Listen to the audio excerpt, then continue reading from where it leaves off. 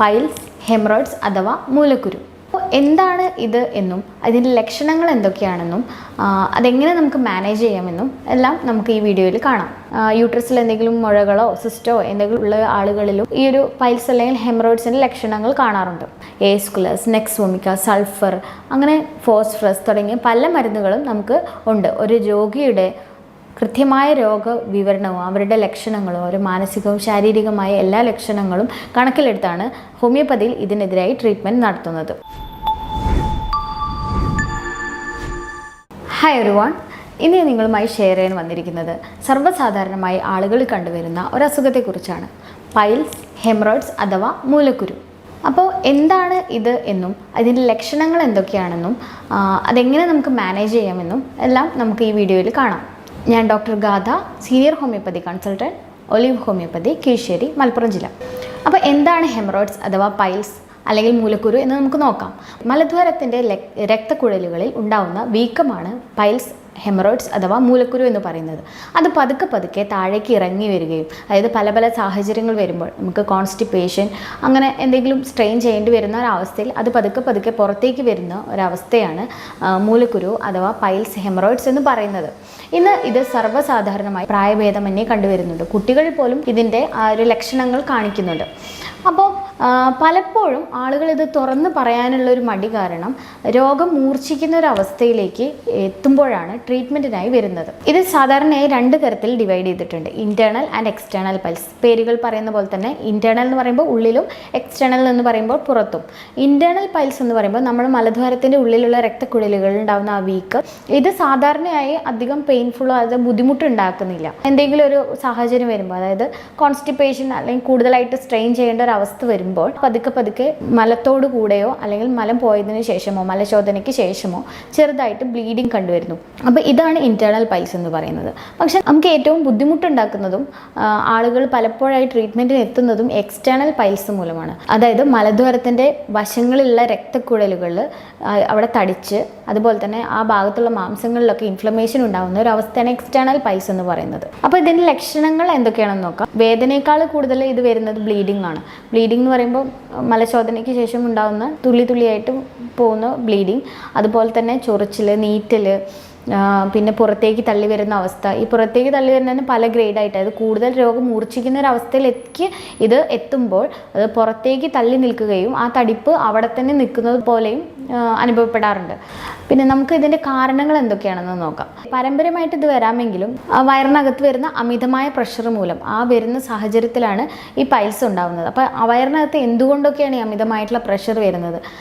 നമ്മൾ കൂടുതലായിട്ട് ഇരിക്കുമ്പോൾ അല്ലെങ്കിൽ അമിതവണ്ണം ഉണ്ടാകുമ്പോൾ കൂടുതലായിട്ട് മലം പോകാൻ സ്ട്രെയിൻ ചെയ്യേണ്ടി വരുന്ന ഒരവസ്ഥ, അല്ലെങ്കിൽ മലബന്ധം, നമ്മുടെ ജീവിതശൈലി വന്നിട്ടുള്ള മാറ്റം, അതായത് വെള്ളം കുടിക്കുന്നതിൻ്റെ അളവ് വളരെ കുറവ്, അതുപോലെ നാരുകൾ അടങ്ങിയ ഭക്ഷണങ്ങളുടെ കുറവ്, ഷുഗർ ഐറ്റംസ് ഒക്കെ കൂടുതൽ കഴിക്കുകയും, അതുപോലെ മസാല അല്ലെങ്കിൽ നോൺ വെജ് ഐറ്റംസ്, സ്പൈസി ആയിട്ടുള്ള ഐറ്റംസ്, ഫാസ്റ്റ് ഫുഡ് ഐറ്റംസ്, ഇതെല്ലാം നമുക്ക് ഓവറായിട്ട് കഴിക്കുകയും അങ്ങനെ ദഹനക്കേട് അല്ലെങ്കിൽ ദഹന സംബന്ധമായ അസുഖങ്ങൾ ഉണ്ടാവുകയും അതുപോലെ തന്നെ മലബന്ധം പോലുള്ള അസുഖങ്ങൾ ഉണ്ടാവുകയും ചെയ്യുന്നു.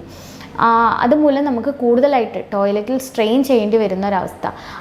അങ്ങനെ പതുക്കെ പതുക്കെ ഇത് പൈൽസ് അല്ലെങ്കിൽ ഹെമറോയിഡ്സ് എന്നുള്ളൊരു കണ്ടീഷനിലേക്ക് നമ്മൾ എത്തിച്ചേരുകയാണ് ചെയ്യുന്നത്.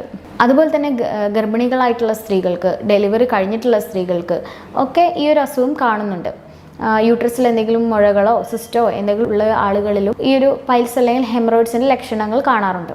പിന്നെ വേറൊരു കാര്യം നിങ്ങളോട് എനിക്ക് ഷെയർ ചെയ്യാനുള്ളത് എന്താണെന്ന് വെച്ചാൽ, ആളുകൾക്ക് ഇന്നൊരു തെറ്റായ ധാരണയുണ്ട്. അതായത് ആ ഭാഗത്ത് അല്ലെങ്കിൽ ഏനൽ റീജിയനിൽ എന്തൊരു അസുഖം വന്നാലും അത് പൈൽസ് ആയിട്ടാണ് അവർ പറയാറ്. പക്ഷേ ചില സമയത്ത് അത് പൈൽസ് ആവാം, ഫിഷർ ആവാം, ഫിസ്റ്റുല ആവാം. അത് അതിൻ്റെ ലക്ഷണങ്ങൾക്കനുസരിച്ച് മാറ്റങ്ങൾ വരാം. അതായത് ഫിഷർ എന്താണെന്നും ഫിസ്റ്റുല എന്താണെന്നും അറിഞ്ഞാലേ നമുക്ക് ഇതിലേതാണെന്ന് പറയാൻ പറ്റുള്ളൂ. അതിന് ഫിഷർ എന്താണെന്ന് ഞാൻ ചെറുതായിട്ടൊന്ന് പറയാം. ഫിഷർ എന്ന് പറഞ്ഞാൽ നമ്മൾ ആ ഭാഗത്തുണ്ടാവുന്ന അല്ലെങ്കിൽ ആ മലദ്വാരത്തിൻ്റെ ഭാഗത്തുണ്ടാവുന്ന വിണ്ടുകീറലിനെയാണ് ഫിഷർ എന്ന് പറയുന്നത്. ഫിസ്റ്റുല എന്ന് പറഞ്ഞാൽ നമ്മൾ ഏനൽ റീജിയനിൽ ഉണ്ടാവുന്ന നമ്മളെ മലാശയത്തിൻ്റെ ഉള്ളിൽ നിന്ന് മലദ്വാരത്തിൻ്റെ അവിടേക്ക് വരുന്ന ഒരു കണക്ഷൻ അല്ലെങ്കിൽ ഒരു ഓപ്പണിങ്, ഒരു ചെറിയൊരു ഓപ്പണിങ്ങിനെയാണ് ഈ ഫിസ്റ്റുല എന്ന് പറയുന്നത്. അപ്പോൾ ഈ ഫിഷറുള്ള ആളുകൾക്ക് വളരെയധികം പെയിൻഫുൾ ആയിരിക്കും, ഭയങ്കര വേദനയായിരിക്കും. അവർക്ക് ഒരു അരമണിക്കൂറോ, ഇത് മലവിസർജനത്തിന് ശേഷം ഒരു അരമണിക്കൂർ അല്ലെങ്കിൽ അതിൽ കൂടുതൽ സമയം വേദന ഉണ്ടാക്കുന്ന ഒരവസ്ഥയാണ്. ചില സമയത്ത് ഫിഷറിൻ്റെ കൂടെ പൈൽസ് കൂടി വരുമ്പോൾ വളരെയധികം വേദനാജനകമായിട്ടുള്ള ഒരു അവസ്ഥയാണ് അത് വരുന്നത്. അതുപോലെ തന്നെ ഫിസ്റ്റുലയുള്ള പേഷ്യൻസിന് നീരൊലിപ്പ്, അവിടെ ഒരു തടിപ്പ്, അങ്ങനെ പല ലക്ഷണങ്ങളും കാണാറുണ്ട്.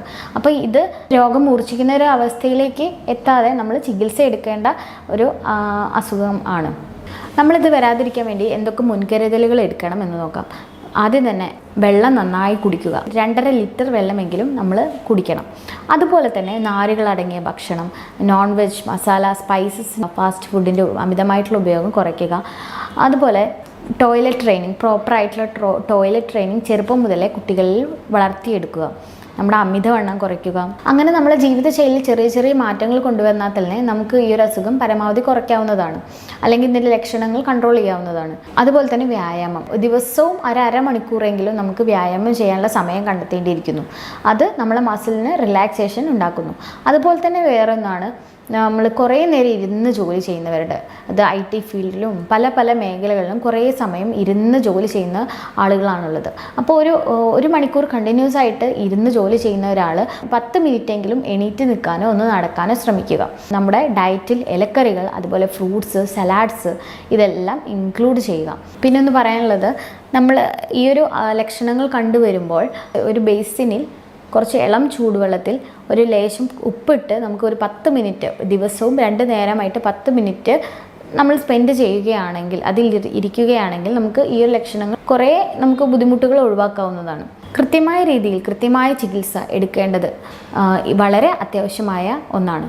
അപ്പോൾ ഹോമിയോപ്പതിയിൽ ഇതിനെതിരെ ഫലപ്രദമായ പല മരുന്നുകളും ലഭ്യമാണ്. എസ്കുലസ്, നെക്സോമിക്ക, സൾഫർ, അങ്ങനെ ഫോസ്ഫറസ് തുടങ്ങിയ പല മരുന്നുകളും നമുക്ക് ഉണ്ട്. ഒരു രോഗിയുടെ കൃത്യമായ രോഗവിവരണവും അവരുടെ ലക്ഷണങ്ങളും ഒരു മാനസികവും ശാരീരികമായ എല്ലാ ലക്ഷണങ്ങളും കണക്കിലെടുത്താണ് ഹോമിയോപ്പതിയിൽ ഇതിനെതിരായി ട്രീറ്റ്മെൻറ്റ് നടത്തുന്നത്. അപ്പോൾ ഇനി അടുത്ത ടോപ്പിക്കുമായി ഞാൻ വീണ്ടും വരുന്നതാണ്. Thank you. ഞാൻ doctor Gatha, senior homeopathy consultant, olive homeopathy, Keesseri.